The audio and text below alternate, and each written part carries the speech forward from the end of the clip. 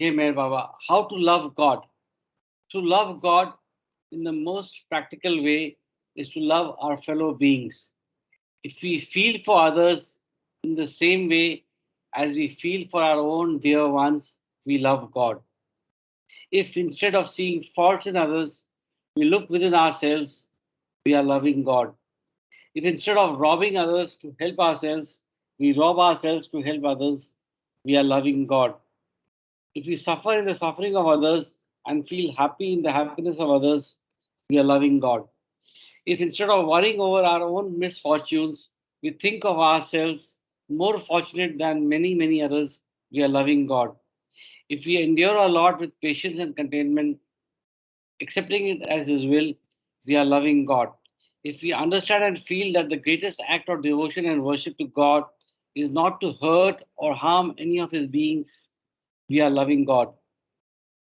To love God as He ought to be loved, we must live for God and die for God, knowing that the goal of all life is to love God and find Himself as our own self. Avatar Meher Baba ki Jai. A profound message centering around love. Okay, we'll start with the reading of Nothing and Everything from Maya.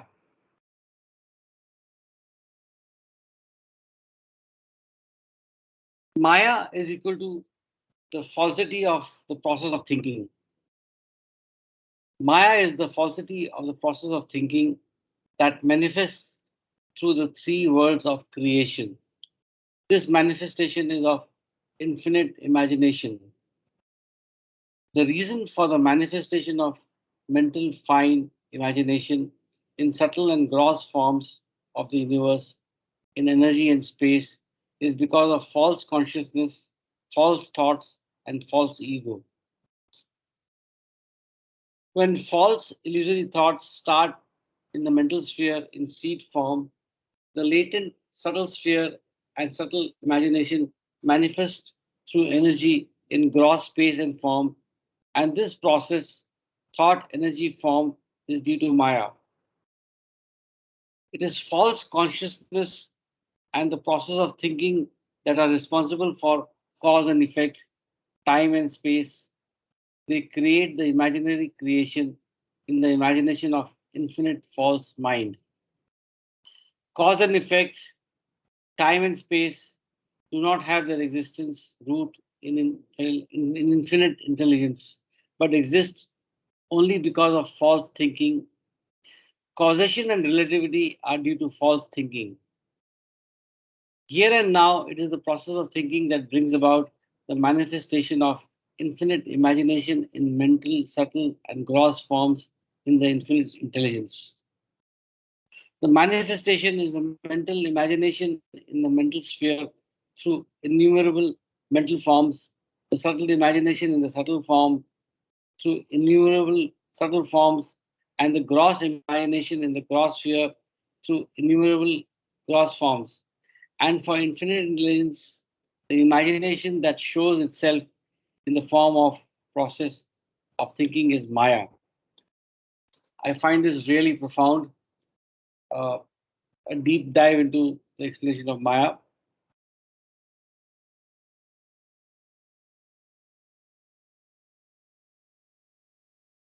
It is Maya that convinces the Jivatma, unrealized soul, that the creation is real and its gross, subtle, or mental form is real.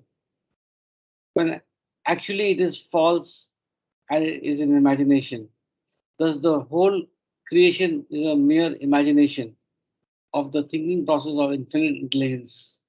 And because of Maya, it seems real or to have existence when it is the result of the false process of thinking. Infinite mind. Infinite mind is the thinking condition of infinite intelligence.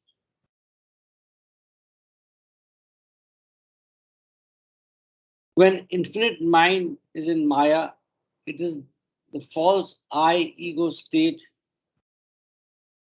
I am this, I am that. When infinite mind is aloof and free from Maya, it exists in the state of real I, infinite ego, I am God. When infinite, when infinite intelligence does not think, imagination is latent in it. But infinite intelligence does not experience itself because it does not think. When infinite intelligence does not think, it is unconscious and everything is latent. To experience itself, infinite intelligence must have consciousness, thinking. If it does not think, it is not conscious. It is not itself as infinitely intelligent, infinite mind. But false consciousness, the thinking that it does not think, but that Maya makes one think. The knowing that it does not know, but that Maya makes one know, obliges infinite mind's most fine imagination to express itself as a false thinking process in mental, subtle, and gross forms instead of itself. I'll read this again. But false consciousness, the thinking that it does not think, but that the knowing that it does not know, pleasures infinite mind's most finite imagination to express itself as a false thinking process in mental, subtle, and gross forms instead of itself.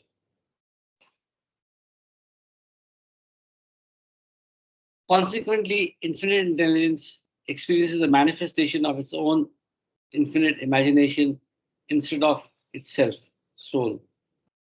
This means that infinite intelligence is conscious, it thinks, but being ignorant, it thinks of imagination in the state of infinite false mind.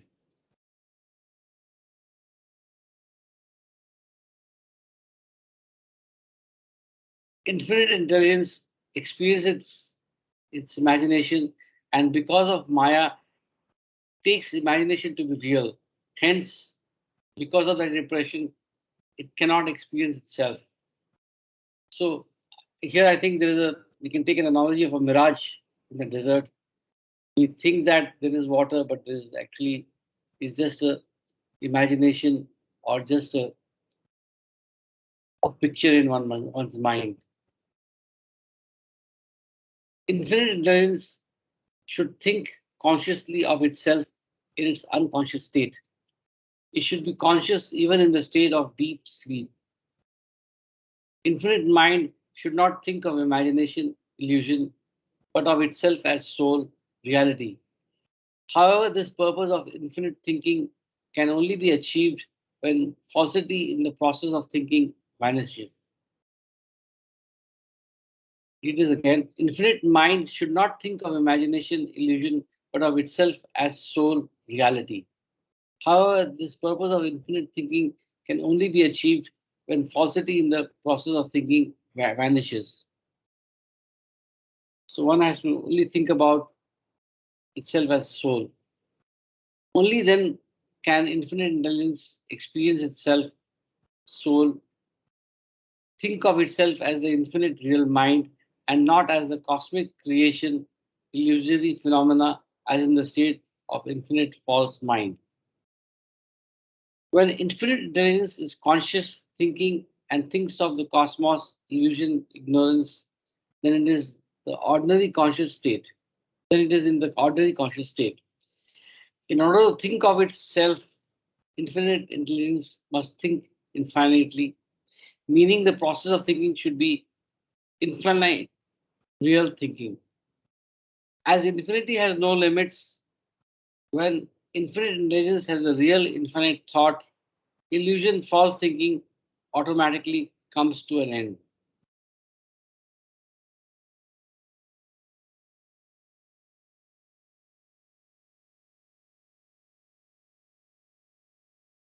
The process of thinking starts from the stone form, but in stone and in evolutionary forms other than human, infinite intelligence's process of thinking is limited.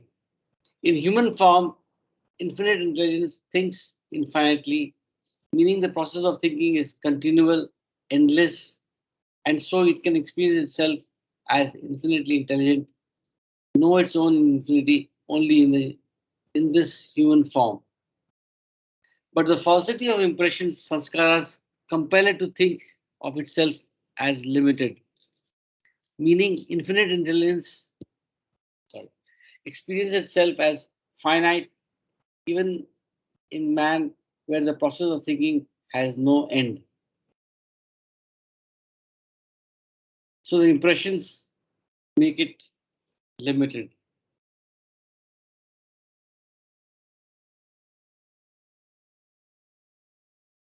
The falsity of limitation that makes human consciousness finite must go, be annihilated before infinite intelligence can think of itself as the infinity.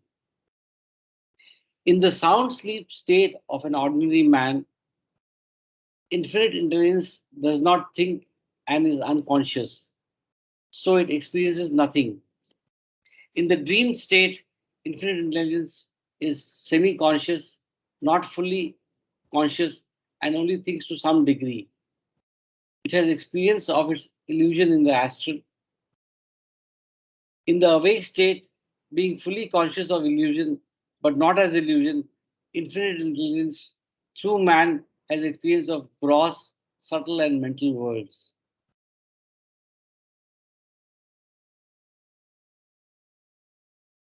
I just wanted to make a cross reference that the sleep state, dream state, and the fully awake state is also mentioned in Listen Humanity,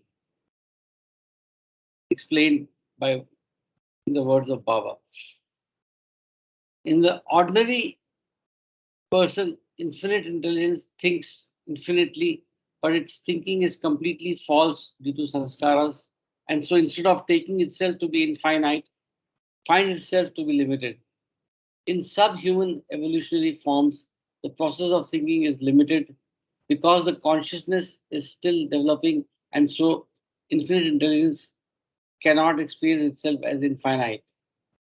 The process of thinking is infinite only in human form, meaning the human being's powers of thinking are infinite, as the human mind has the capacity of infinite thoughts.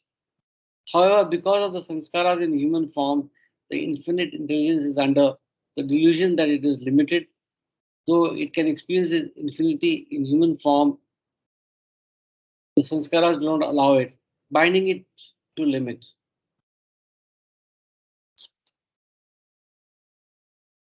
Consequently, the infinite intelligence latent in human form does not experience God as the infinitely intelligent self, but experiences the cosmos and the mystery of the universe. Thus, in the human form, in the state of deep sleep, infinite intelligence does not experience itself. It does not think and is completely unconscious. In the ordinary dream state, it thinks to some degree, subtly, is somewhat conscious and experiences illusion in astral form. In the awake state, being fully conscious or aware, it experiences illusion in gross, mental, subtle or mental form. So we come to this end before we start the next part, the process of thinking infinitely.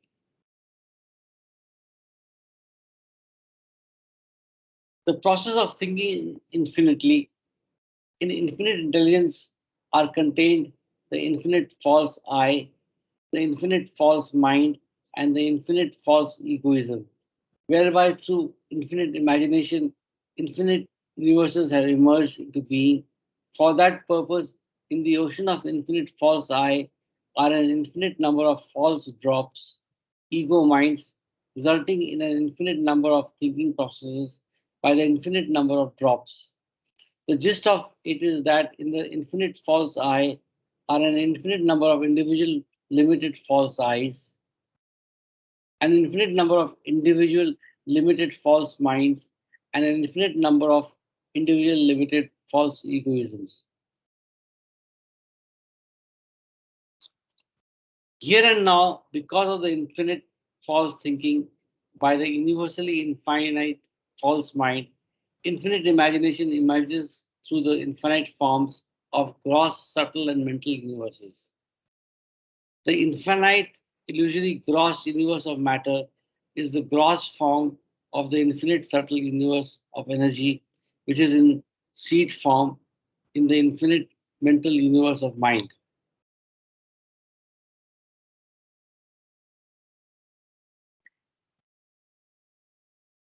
Every individual soul, Jivatma, has a physical body, which is the gross form of the subtle body, which is the subtle form of the fine mental body.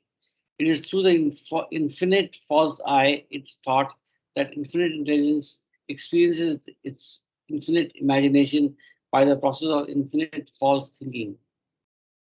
The gross, subtle, and mental universes are the forms of infinite imagination. In the evolution of gross universes, the forms from stone to animal are forms of the process of limited thinking. In the process of incarnation and evolution, the fully developed gross, subtle, and mental bodies of human forms, of human beings, are the result of infinite thinking, an incalculable number of thoughts and types of thinking.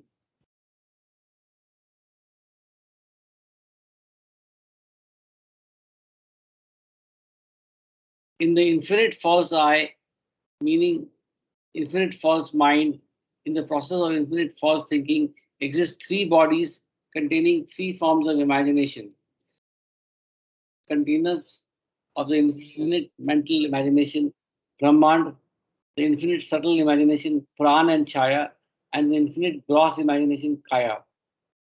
These three imaginations produce the infinite mental universe, the infinite subtle universe, and the infinite gross universe, and all mental, subtle, and gross beings and things therein. In the limited false I also exist three bodies. The individual limited mental body, mana, container of mind. The limited subtle body, prana, the container of energy.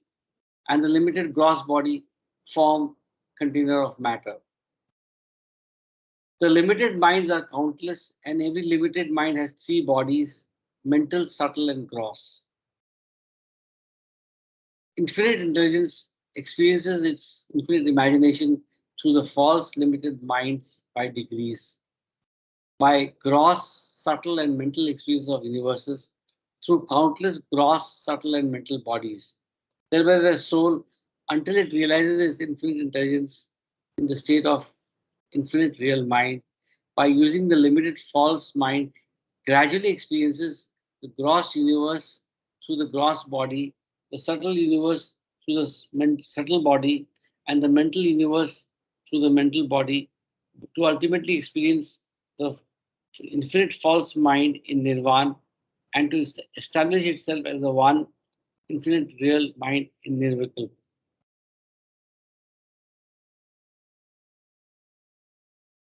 So this brings us to the how we move from our limited existence to nirvana or nirvikalpa and become one.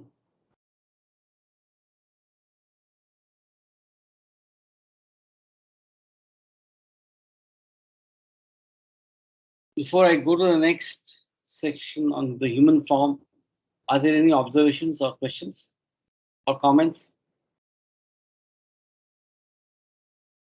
So there being none, I move on.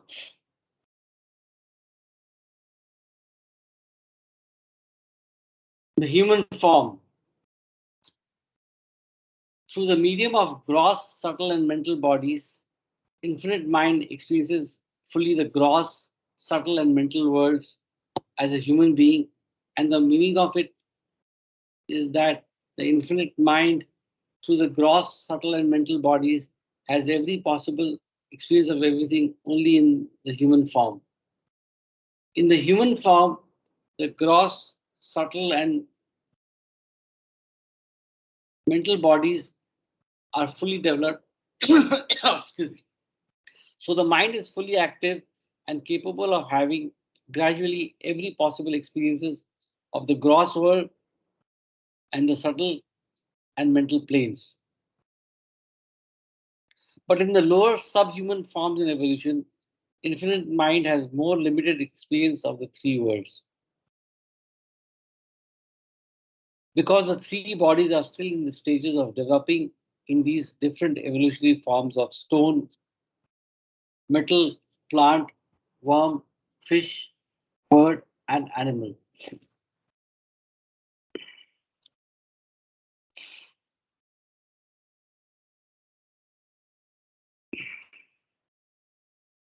Man is equal to perfect gross, subtle, and mental body plus infinite false individual I. Man is the sum total of evolution, equaling a perfectly developed gross, subtle, and mental body plus an infinite false individual I. In infinite man, in man, infinite intelligence through the infinite false, infinite mind, which is in the process of thinking of the false continually in the infinite false I, experiences infinite gross imagination through the physical human body. As the human consciousness enters the process of evolution, infinite intelligence experiences infinite subtle imagination, the subtle planes and heavens through the subtle body, and then the infinite mental imagination, the mental planes and heavens through the mental body. Hence, infinite intelligence through the process of infinite thinking in man experiences its illusion, imagination, creation through the three limited gross, subtle, and mental bodies. I can take a pause here if there are any observations.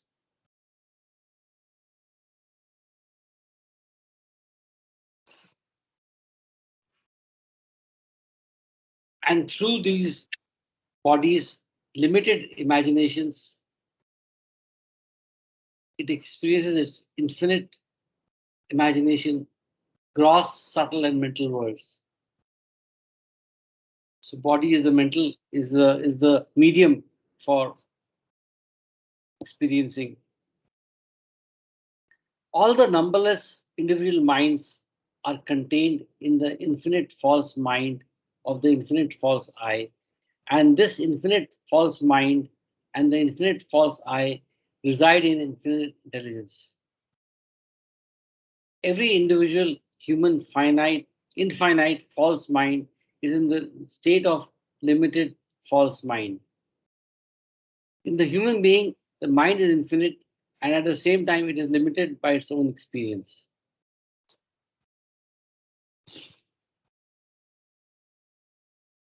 Infinite intelligence is in every individual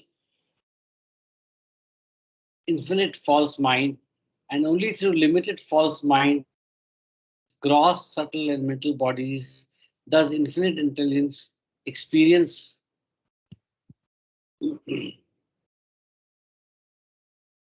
its imagination. In other words, the infinite intelligence experiences its infinite imagination through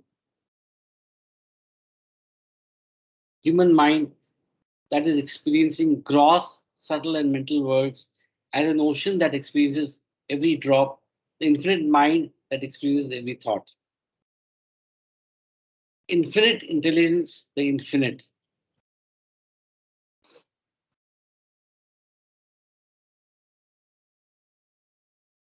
Infinite intelligence is an ocean of mind. The waves in the ocean are thoughts, and the waves do not stop as it experiences itself, its imagination through every drop. Infinite intelligence includes every aspect of intelligence, and infinite mind includes mind. The ocean of intelligence and mind is the infinite itself, and in its infinity, its infiniteness exists as first the one universal false I, the ocean. without mental, subtle, and gross body, which equals makes up the universal false formless ego, Ishwar. Secondly, the numberless individual infinite false eyes, the drops without mental, subtle, and gross body, which equal make up the individual false formless ego.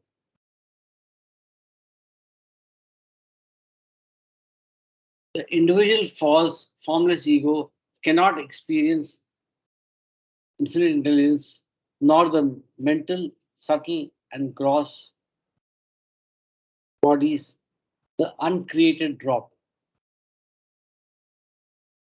Thirdly, the one individual limited false I, the created drop with incomplete gross, subtle, and mental bodies, makes up the stone animal forms which are contained in the universal false I. Fourthly, the one individual limited false I, fully created drop with completely developed gross, subtle, and mental bodies is the human mind, which is a mere fraction of the universal infinite false I, the ocean. The individual limited false I becomes limited because of the media of gross, subtle, and mental bodies through which it gradually experiences the infinite imagination. The imagination must be understood as limited also because of the limited media used to experience it to imagine. When infinite intelligence thinks falsely, that is false I state. Thus, infinite intelligence resides in every individual, a false limited mind and its gross, subtle, and mental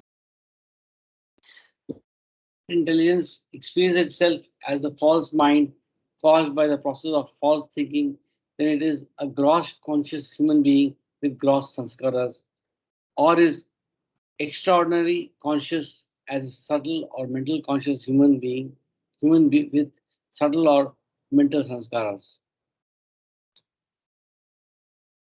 So this reminds me of an analogy that sanskaras are like dust which prohibit us from seeing the real picture. So the annihilation of the mind or removal of sanskaras is like wiping off the mirror. When infinite intelligence experiences itself as the real universal infinite mind, free from sanskaras, it has the real experience of its own being, soul, the real I, the real ego.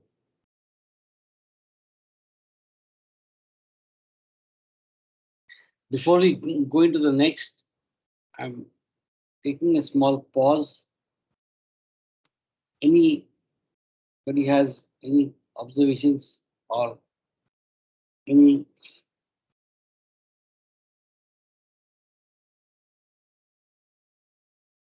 comments? I'm willing to stop. Hello? Anybody? Sanjay? Continue. Yeah, Jai Baba, Jai Baba. Jai Baba Ashok, continue. Okay, I'll continue. Unfortunately, I was not able to concentrate. I'm just getting into the lounge. Please continue. Okay. Thoughts before getting to creation? And I'll continue. But this is a great correlation between what we have read in God Speaks and discourses. Mainly God Speaks. Creation. When there exists no unconscious movement in the ocean of infinite intelligence, it means the infinite intelligence does not think. And when the infinite intelligence does not think, it is not in the state of infinite mind. When the infinite intelligence does not think, then the universal creation, its imagination, remains silent, remains latent in the ocean because there is no movement. But when the movement, the process of infinite thinking surges, this latent creation of infinite imagination emerges and is unlimitedly pervading everything to the highest possible limit everywhere.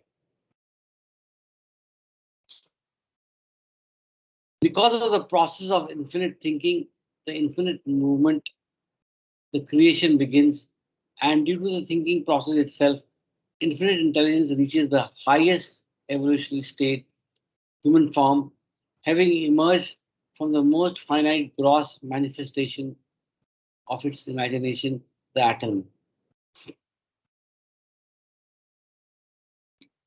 Through every stage of creation, evolution, and involution, the infinite intelligence remains there as mind, that is, in a condition of thinking.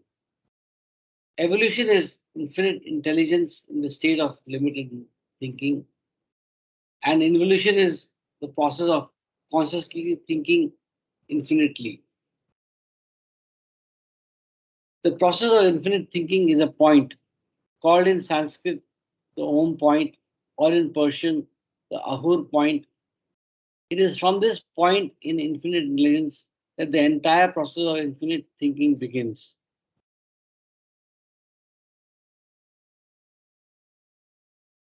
From this point, the whole mental, subtle, and gross creation has commenced as a result of infinite thinking.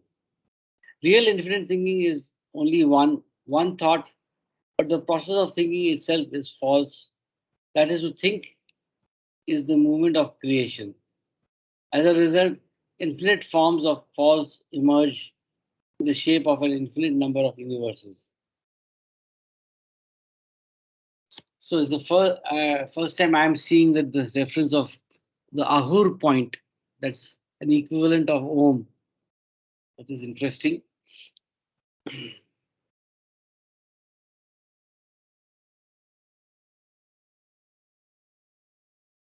When infinite intelligence thinks, it creates infinite imaginations. And when it thinks, it is as the infinite mind. But infinite intelligence achieves the chance of realizing itself through the human form, the highest form in evolution, in which gross, subtle, and mental bodies are fully developed. It is in man where infinite intelligence can either think of its imagination fully, infinite thoughts, or think of itself, experience itself as God, and attain the state of one thought, I am God.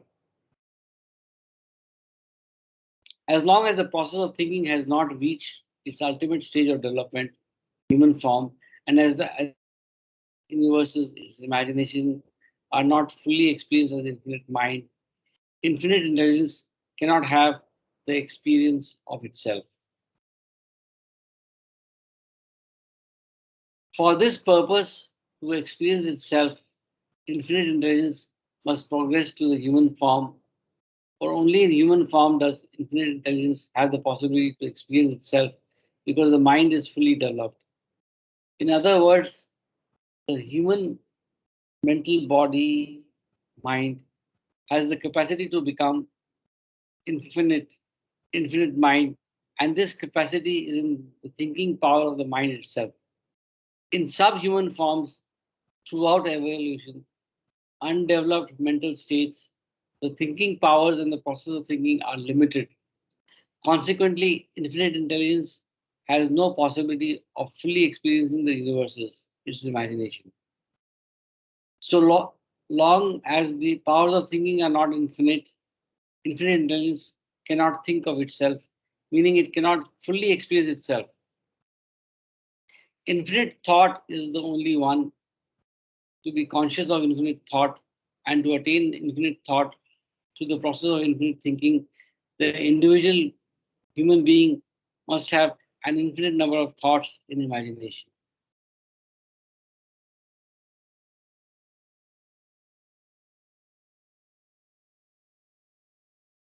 Only then infinite intelligence, pushing aside false thoughts, reaches infinite thought and experiences itself as the infinite thinking itself, as the infinite thinker.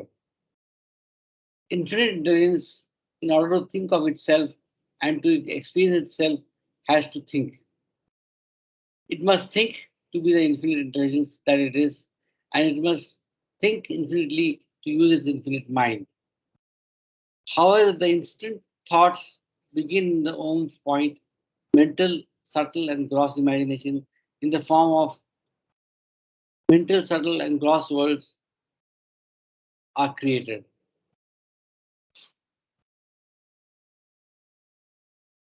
So, to experience itself, infinite intelligence has to experience different imaginations by imagining universes and worlds through innumerable forms in order to attain an infinite number of thoughts to fulfill itself as the one indivisible infinite mind. I read this again. So, to experience itself, infinite intelligence has to experience different imaginations by imagining universes and worlds through innumerable forms in order to attain an infinite number of thoughts to fulfill itself as the one indivisible infinite mind. The meaning of experience is to think, but infinite intelligence must think of itself and not the imaginations which it creates for itself out of its infinite mind. So this is very important, profound. I read it again.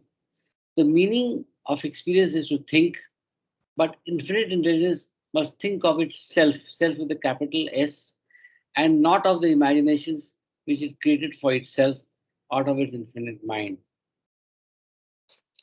Therefore, when infinite intelligence thinks of itself, it experiences the self, soul. This is Nirvikalpa Samadhi. It is in Nirvikalpa Samadhi that infinite intelligence thinks and simultaneously does not think, because in the divine realization there is no other thought but the thought of the self. So thinking also ceases. In Nirvikalpa, infinite intelligence realizes the one infinite thought of its infinite mind. All other thoughts have no existence. But infinite intelligence gains its divine experience of itself only after passing through every stage of thinking in the process of infinite thinking, that is, evolution and involution. One infinite thought is the end result of the process of infinite thinking, and that one infinite thought could only be Brahmasmi, which means to think the infinite. So there are three. Before we go to the next section, I think uh, this whole process has been beautifully mentioned about how to reach the stage of one infinite thought, and which can only be Aham Brahmasmi. Three kinds of infinite.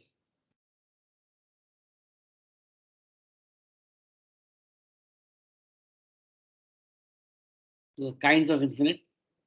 To continue, there exist in creation three kinds of infinite, meaning infiniteness, infiniteness, or infinity. The first infinite is the three kinds of universes that are unlimited and countless. They are the mental, subtle, and gross universes, worlds. The second infinite is the three kinds of forms, and they are unlimited and countless.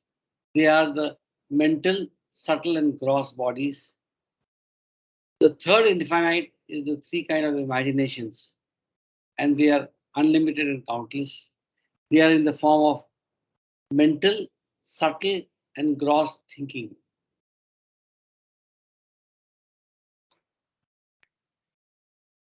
Infinite intelligence experiences its gross imagination as the gross universe world through the gross body.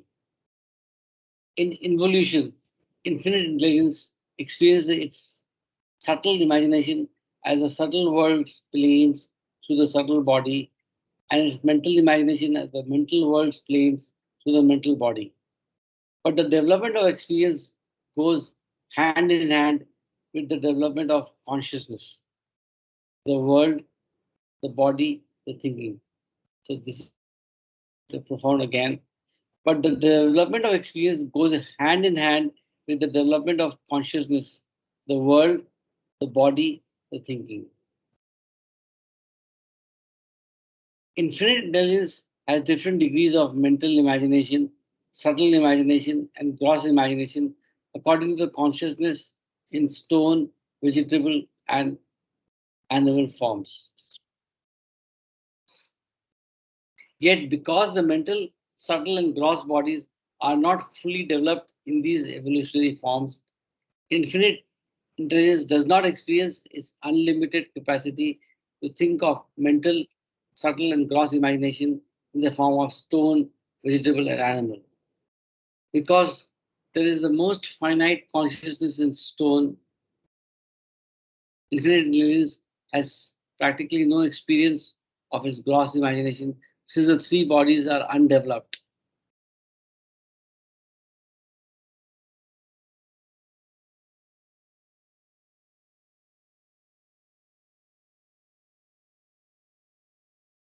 The subtle body begins to develop in the vegetable form, and the mental body begins its development in the worm form. Since there exists more consciousness in animal form than in vegetable form, intelligence, infinite intelligence experiences more of its gross imagination in any animal than in the plant form. In human body form, the three bodies are fully developed, and infinite intelligence has full experience of its gross, subtle, and mental imagination through gross, subtle, and mental conscious human beings. Thus, infinite intelligence's experience of the three worlds depends on the consciousness, which accordingly determines the kind of imagination it experiences. To experience the infinitely mental, infinitely subtle, and infinitely gross worlds of its infinite imagination, the gross, subtle, and mental consciousness of the infinite mind must be infinite. This means that the consciousness is in the process of thinking through which infinite intelligence has experience of its infinite imagination. So human consciousness, whether it be gross, subtle, or mental, is infinite. False thinking by the false limited mind, which makes up the false I, the Jivatma, experiencing reincarnation or evolution. Read again. So the human consciousness, whether it be gross, subtle, or mental, is infinite false thinking by the false limited mind, which makes up the false I, the Jivatma. The divine consciousness of the avatar or the Sadguru is beyond gross, subtle, and mental consciousness and is infinite real thinking by the real unlimited mind, which establishes the real universal I, Shiva.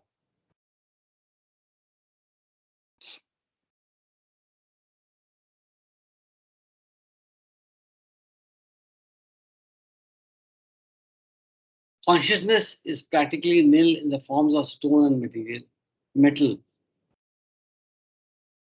In these rudimentary inanimate forms, the process of thinking by infinite intelligence is so minute that stones and metals are lifeless. The lifelessness signifies that stones and metals have no thinking process, no self-consciousness, and are without an evolved I or full I-ness.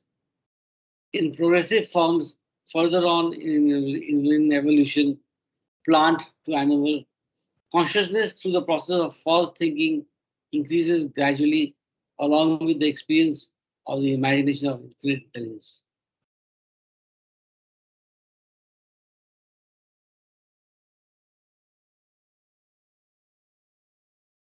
In the stone form, I-ness, self-consciousness or individuality is almost nil because there is practically no false thinking. Consequently, so finite a false I exists in a stone. However, in the human form, I-ness is very developed and self-consciousness, egoism is constantly asserted through the seven major powers of thinking.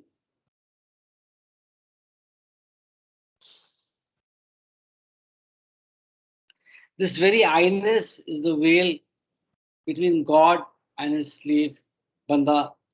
In order for the infinite intelligence in the slave to think of itself, this I must go. This veil of I must be torn away. Through the I-ness is nil. Though the I-ness is nil in the stone, in this form, the consciousness has not evolved. So infinite intelligence cannot think infinitely in stone. This form of consciousness is not proper for infinite thinking. As in stone, infinite mind only thinks most finitely.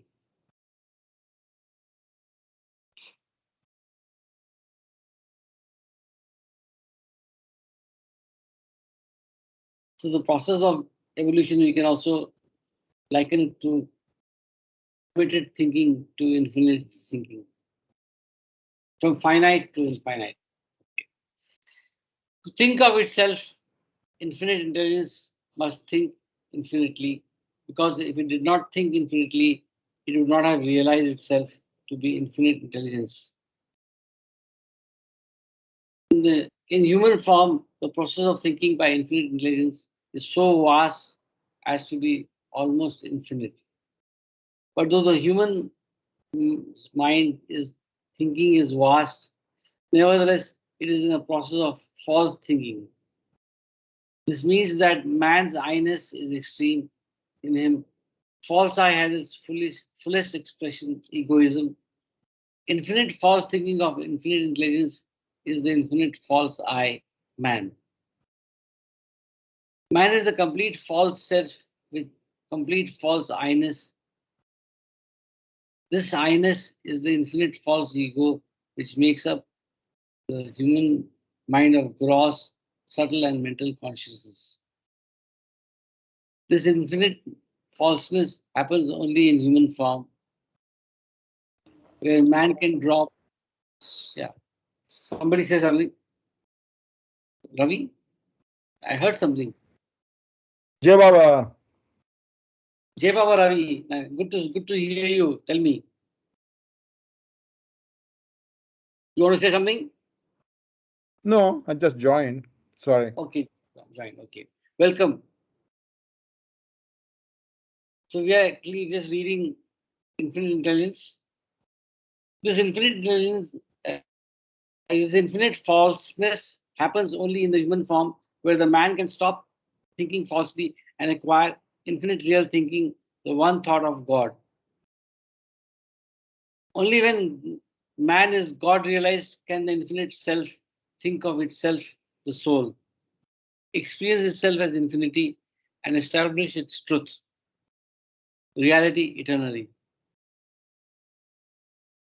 So, a very profound sentence I'll read again. Only when man is God realized can the infinite self think of itself, the soul, itself with a capital I, experience itself as infinity, and establish itself in truth, reality eternally.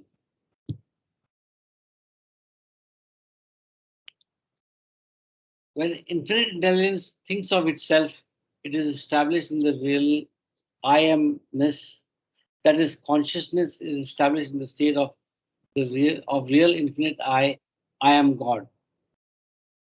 When infinite intelligence thinks of infinite imaginations, as in the human being's mind, then it is in the state of infinite false I. When infinite intelligence thinks of limited imagination, as in the subhuman evolutionary forms, then it is in the state of limited false I. Infinite mind is the thinking of infinite intelligence. Infinite mind exists in all states of thinking. The difference lies only in the types of thinking. When infinite intelligence thinks of itself, soul, it experiences its infinity. When it thinks of imagination, it experiences its limitedness.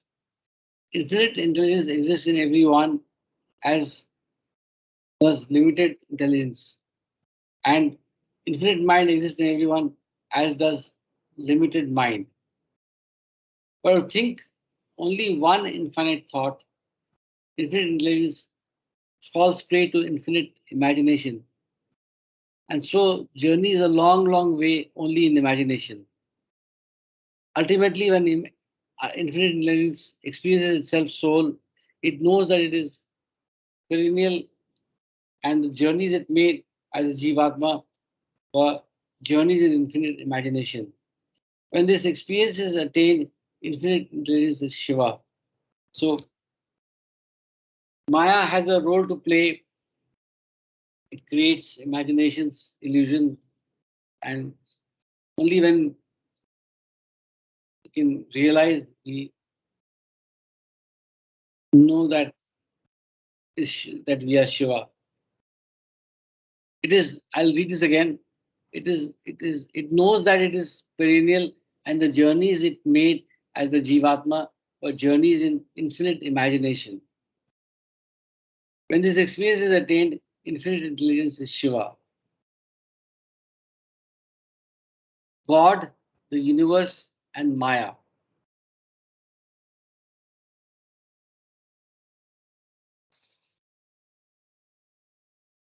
The universe is equal to the mental, subtle, and gross imagination of infinite intelligence is equal to the shadow of God.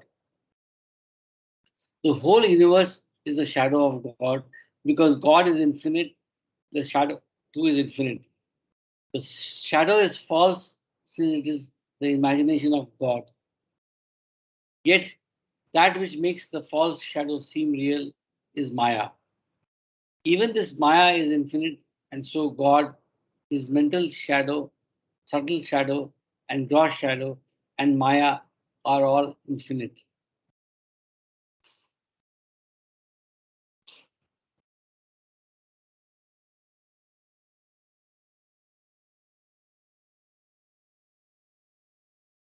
When God, as the Jivatma, the individual soul bound, sees his shadow, the universal creation feels it and experiences it as gross, subtle, or mental imagination. Then God exists in Maya. He is bound by illusion. When God as a Jivatma becomes fully conscious, free from binding, this means that infinite intelligence thinks of its reality soul. Then God does not experience the shadow, but experiences the real self, his infinity.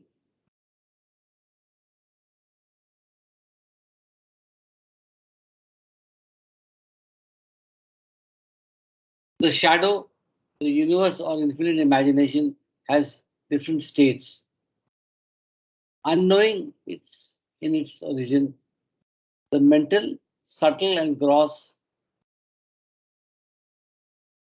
The unknowing shadow is formless and cannot be experienced. When God is in his unconscious, beyond state, he naturally cannot see, feel, or experience either himself or his original shadow. In the beyond, the shadow is in its original form as the original shadow, unknowing darkness. Unknowing ignorance, the shadow is in the dark, ignorant. When God is half conscious in the form of Jivatma, then he sees his mental, subtle, and gross shadows, worlds. When God becomes fully conscious, realized Shivatma, then he does not see his shadow but sees himself.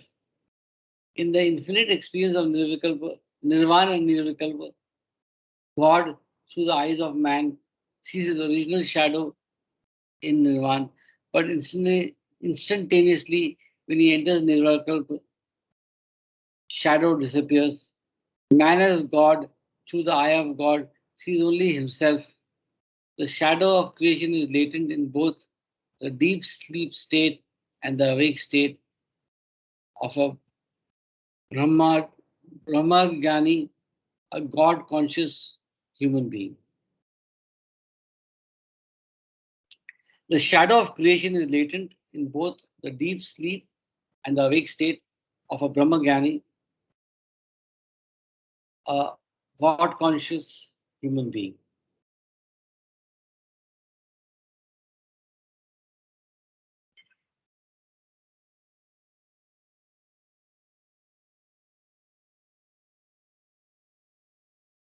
When a Jivatma experiences the gross world, it experiences gross imagination, evolution or reincarnation. When it experiences the subtle world, it only has subtle imagination, pure power. And when it experiences the mental world, it has only mental imagination, pure mind.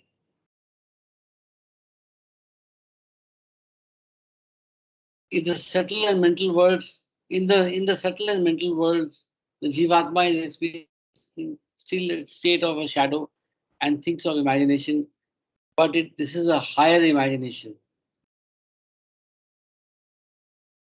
When a Jivatma is graced and transcends beyond the gross, subtle, and mental worlds and imaginations, then it realizes God as itself, Shivatma.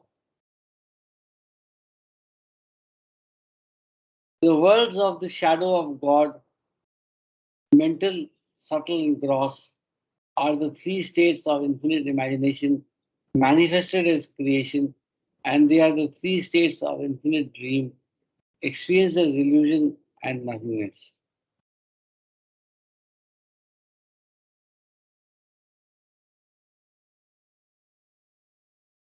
The non-thinking state of infinite illness is the state of infinite sound sleep, where infinite imagination is latent in its original, most finite form. When a Jivatma experiences any of the three worlds, it is in Maya, thinking, dreaming, imagining as a shadow. But in the sixth plane of the mental world, Brahmalok, the Jivatma sees at last sees God, meaning Kailash, sees no shadow. When Jeev crosses over and beyond all three spheres, it experiences itself as Shiva, as awake eternally and free from bindings, sanskaras of Maya.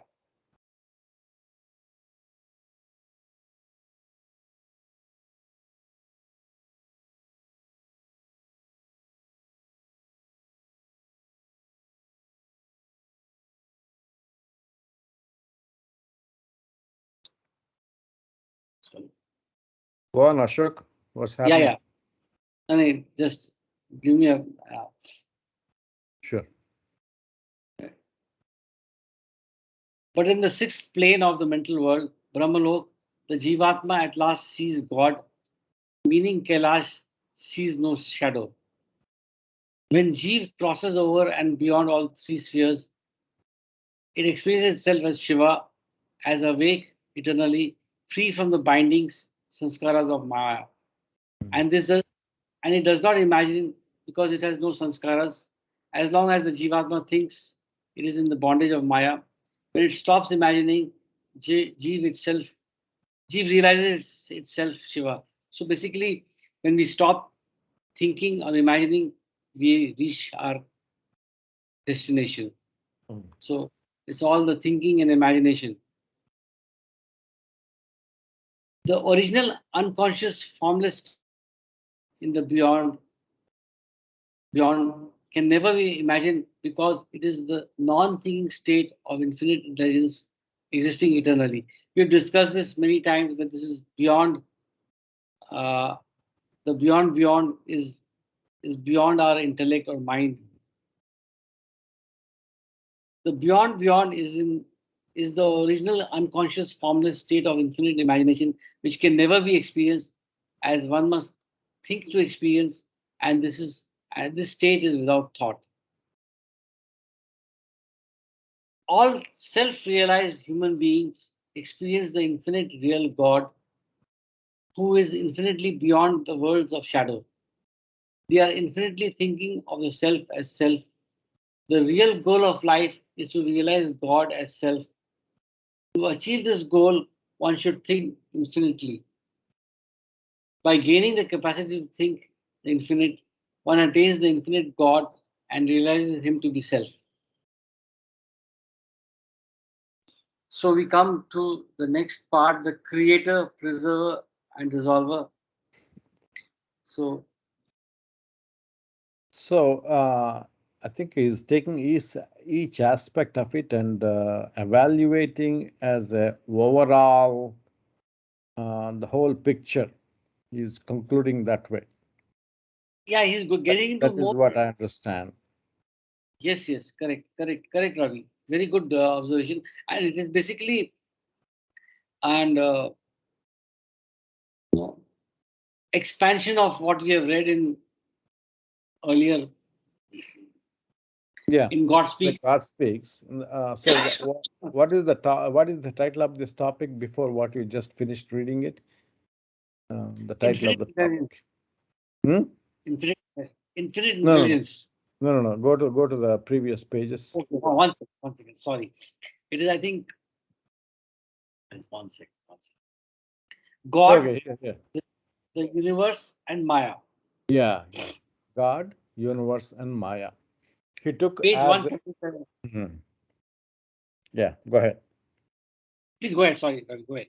Yeah, he took this topic, God, universe, and Maya, and God is there, and this universe is there. We are experiencing and the influence of Maya.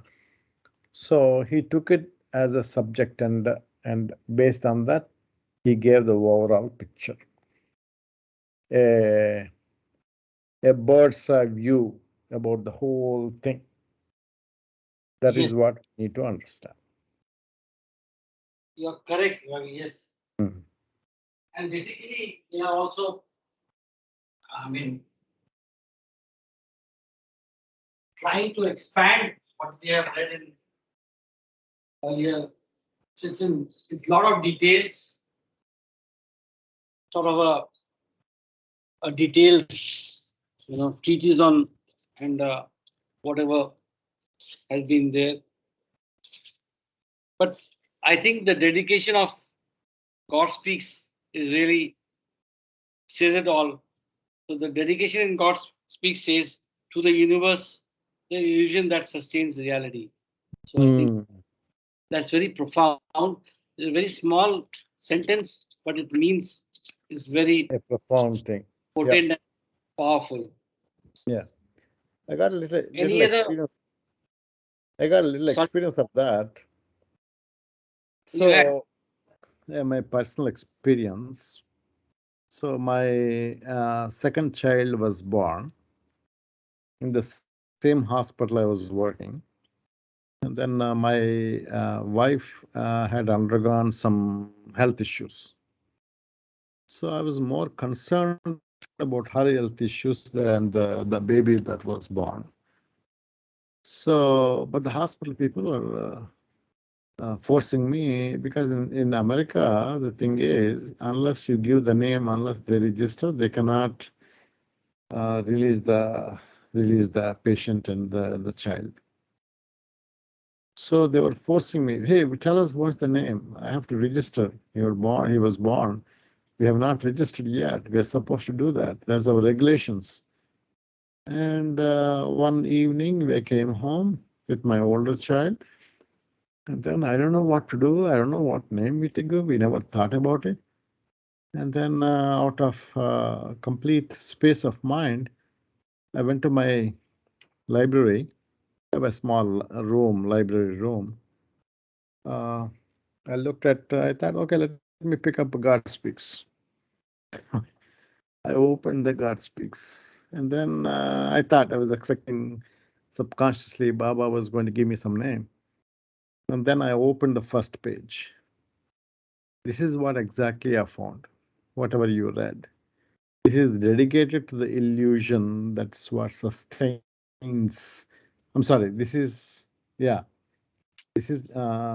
dedicated to the truth that is what sustains the illusion, right?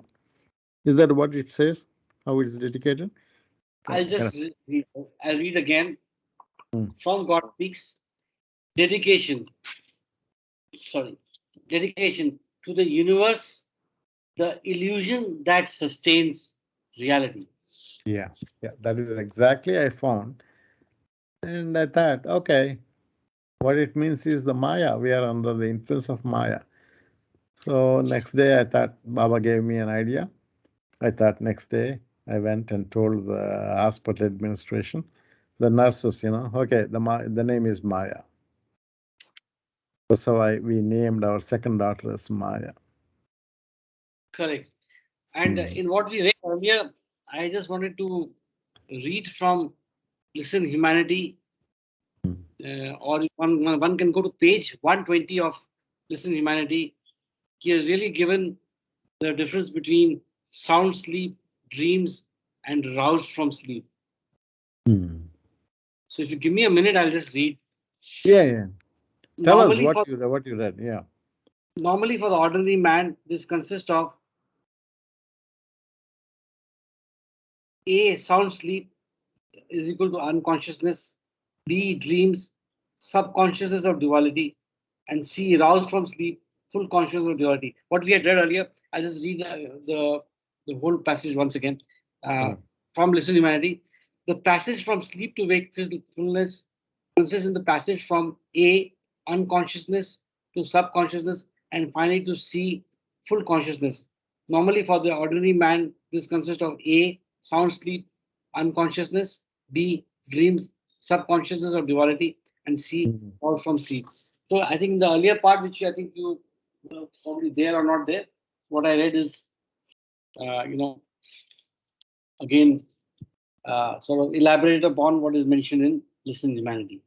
So is there any more observations? Otherwise, I'll continue with reading of the Creator, Preserver, and Dissolver.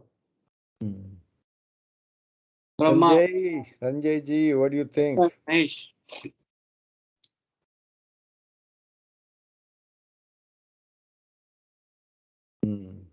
Ravi, anything else?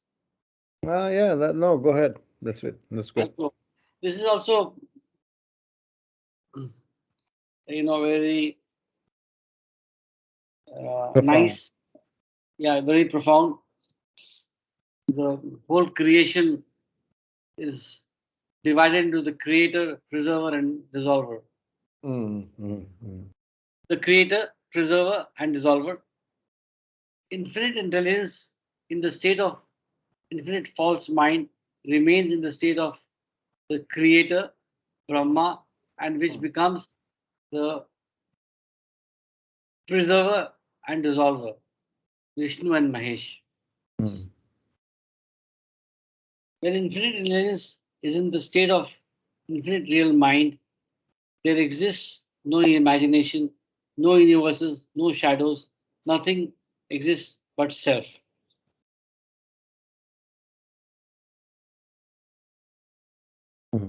Therefore, in the state of non-thinking, the beyond, or of real thinking, beyond of conscious God, infinite intelligence does not create, preserve, or dissolve. It is only because of infinite mind's false thinking that imagination is created and that creation is sustained and dissolved. Infinite intelligence in the state of real infinite I is the Sadguru or Avatar. In the state of infinite false I, infinite intelligence is man. In the state of infinite formless I called Ishwar, infinite intelligence is the creator, preserver, and dissolver. I'll read this again. Infinite intelligence in the state of the real infinite I is the Sadguru or Avatar. Infinite false I, infinite intelligence is man. In the state of infinite formless I called Ishwar, infinite intelligence is the creator, preserver, and dissolver. So from the man to the Ishwar, discovering our own real self. Infinite intelligence in the state of infinite formless mind created the universe, gross, subtle, and mental worlds, but in its formless state of infinite I as Ishwar cannot experience the gross, subtle, and mental worlds that as infinite mind created. To experience these three worlds, the formless infinite I Ishwar must have mental, subtle, and gross bodies.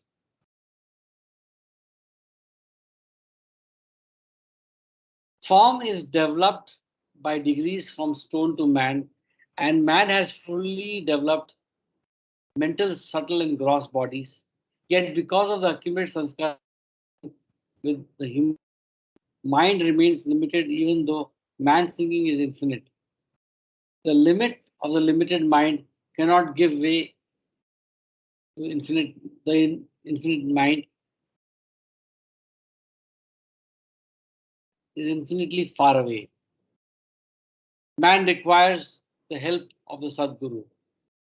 The grace of the perfect master is again getting repeated here. Limit is there in every thought of the imagination, and due to this limitation, the limited comes into being. This limit expands, and in human form, it expands enormously, whereby the limited human mind becomes most active, thinking infinitely. To break down the limit of the limited mind means to wipe out the load of infinite sanskaras. This wiping out is the work of the Sadgurus. Only at the instant of the sanskaric annihilation in Nirvana does the infinite intelligence becomes conscious of itself, of its infinite reality in Nirvikalpa. Sanskaras.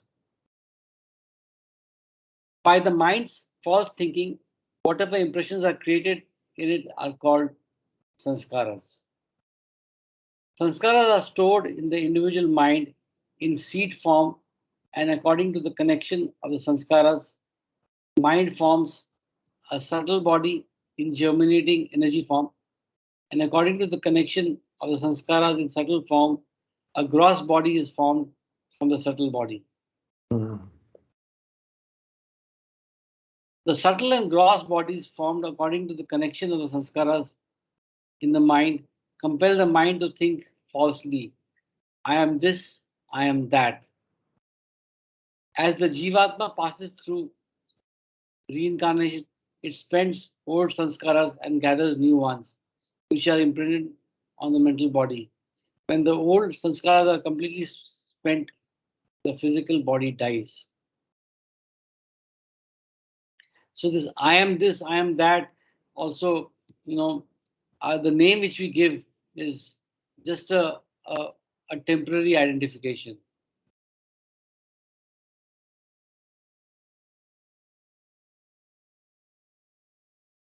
Then the Jivatma spends some of its newly gathered gross, heavily imprinted sanskaras through the subtle body by experiencing the state of heaven or hell in the second plane of the subtle world. All sanskaras are imprinted in the mental body, but those gathered by gross experiences are deeply imprinted. During involution, the subtle sanskaras gathered by subtle experiences are less deeply imprinted, and the sanskaras gathered by mental experience are surface imprints. The subtle body of a gross conscious human changes when somewhat of a balance between the good and bad sanskaras is attained while in heaven or hell, and a new subtle body is formed as the new sanskaras are spent in heaven or hell. So let's stop here, Ashok. Yes, So where okay. does hell and heaven exist? Hell or heaven exists only as a state. There is no physical state. They just read it now before, right? Yes. Where does it say it exists? It's there in various places. It's also there in Nothing and Everything, and also in This is Humanity. No, It's, here, you just read it. Let's forget about other books. You just read that it exists in the second plane. yes, yes. Didn't you read it before? Yeah, I read, yes. Okay, where did you read it? Let's go back. Go back. Yeah, first paragraph. Just one sec.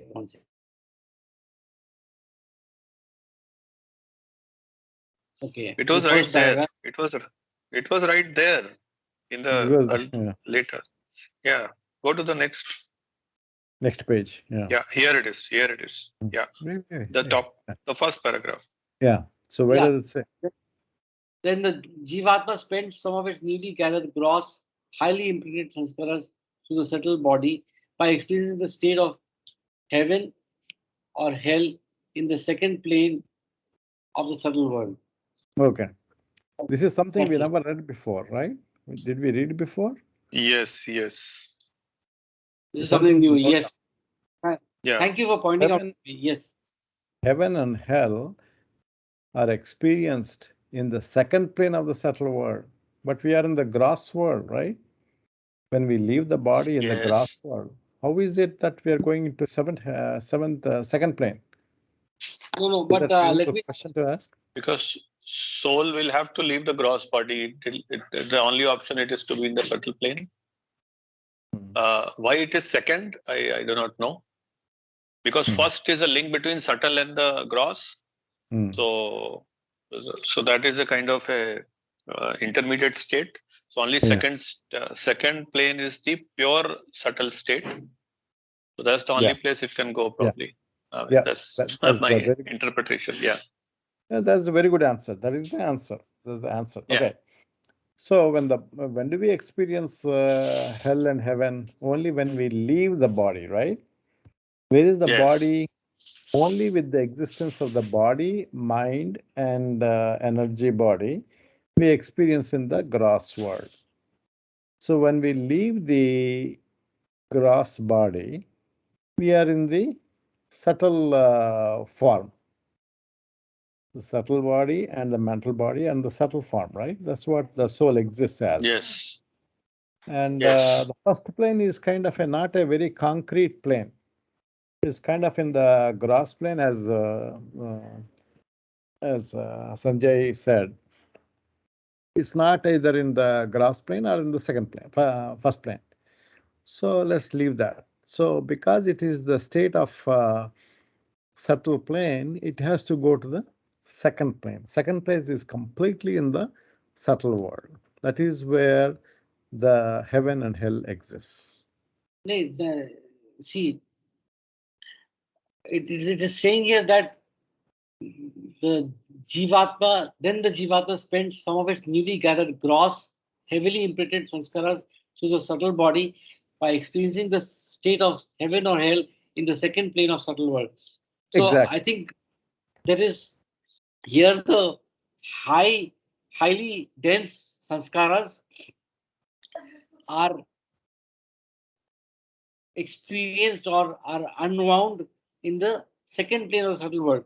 But dreams happen even now, and in dreams, or even when you're in deep sleep, you can get into a state of heaven or hell, and your sanskaras can be reduced. So, I mean, although this is what is mentioned here, what I want to say is that the heaven or hell state exists also in the gross world, also in the subtle world, and also in the mental world. It's not that it's only then if you just go to this paragraph. No, what you said is right, Ashok. What you said is right. But still, the soul experiences the hell and heaven in the second plane. No, That is we never read before. We never read that before. We never read new, this. Yes. There's a This new is a information new for us. dimension. Yeah. Okay. Basically, But, heaven and hell state is only post the death, actually. That is the normal this thing, because any experience which is hellish or heavenish, even when you are living, are there. But hell and heaven are basically states only after you drop the physical body. So I just the experiences of real happiness or real sorrow or heavenish, they will be there during the living time also, but they are just very transient, or they are I don't know how to say that. Yeah. So, But the only difference, Sanjay, in the human body, you are in a combination of gross body, that means physical body, and subtle body and mental body. Everything in congruence. It is functioning. yes. So that an experience of happiness will also reflect in our happiness, clapping or laughing or those kinds of things, smiling, or those things will also be there, and it will also be there in the heart and the soul, Right. or similarly for the hell state. Yeah. But So when after you- death, it is pure subtle state actually. Pure subtle There is no state, cross. Yeah. The pure subtle state. That So is I why. Yes. have Yeah, only one yeah. doubt. Yeah, go ahead. Finish your thought. Yes, Karthik. Sorry. No, so I only had one input. I think what I'm struggling with is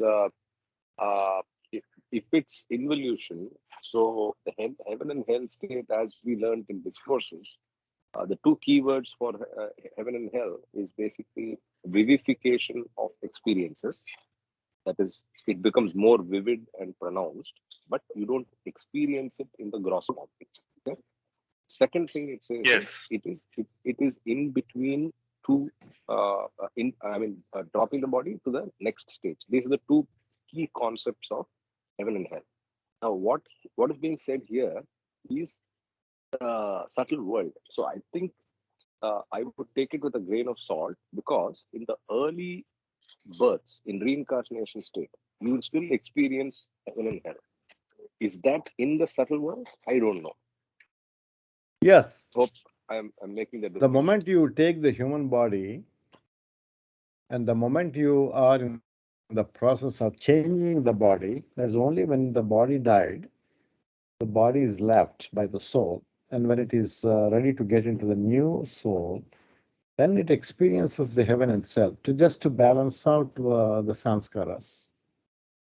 If it's already balanced, nothing happens. If it needs to be balanced, the soul experiences the happiness, because all the sanskaras are categorized, right? As categorized as good and bad, natural and unnatural. Well, let's take the natural and unnatural out. Good and bad is already categorized. That's what we read in the discourses. So this categorization has to be balanced. So that is experienced in the second plane. That's what it says. I think in place of balance, I think we would use a better word, maybe, a different word, maybe measurement or analysis rather than balance, because balance is towards the end of evolution. So you basically No, not assess necessary. Not in necessary. the Let's say yeah. somebody has done a lot of bad things and somebody has done very less things. There is an imbalance in the sanskaras numbers, sanskaric numbers. Just an example. So when the person takes up the next janma, it has to be balanced. So where does the soul gets balanced? Only when it is out of the body. In the intermediate states, before it takes up a new body, it experiences. Where does it experience? This is what it says in the second plane. Hell and Yes, heaven. the balance here does not mean equalization actually, Karthik. Agreed. Then There will be something left. Either that is why he is incarnating, no? Otherwise, there is no purpose. Absolutely. If they become zero, yeah. Agreed with both of you. If you allow me, I'll read from Listen Humanity, which has got some reference to the death, sleep, and heaven and hell states. Hmm. It will take around 2-3 minutes. Yeah, Shall I? Death is throwing away clothes which have become useless through wear and tear. Just as the traveler may stop at different places and each halt may change clothes according to his needs. So the individual goes on changing his bodies according to the needs of his sanskaras. Death may also be compared to sleep. When a man goes to sleep, he wakes up in the same physical body. When he drops his physical body at death, he wakes up in another physical body. For most persons, between death and birth is one of absorption and subjectivity. As mentioned before, after death, the ego mind of the individual normally retains its tie with the remnants of the physical body for 3 to 4 days. After this period, the connection is completely severed and the individual then exists entirely in the subjectivity of his mental states. So the subjective phase is brought about by the resurrection of all sanskaras which the ego mind has brought along with its death. So the sanskaras gets transferred to the mental body. The sudden transplanting of the ego mind from one sphere to another does wear out the scars of sanskara to some extent, but for the greater part they remain intact. In death, if death has resulted in the complete wiping out of all the sanskaric scars on the mind, it would have resulted in emancipation of the individual from all limitation. But this does not happen. Not only are the sanskaric imprints retained after death, but they may unroll unhampered in the life after death. As the sanskaric sheet is unwound, the individual experiences in heaven or hell state the sufferings or pleasures embodied in the good and bad sanskaras.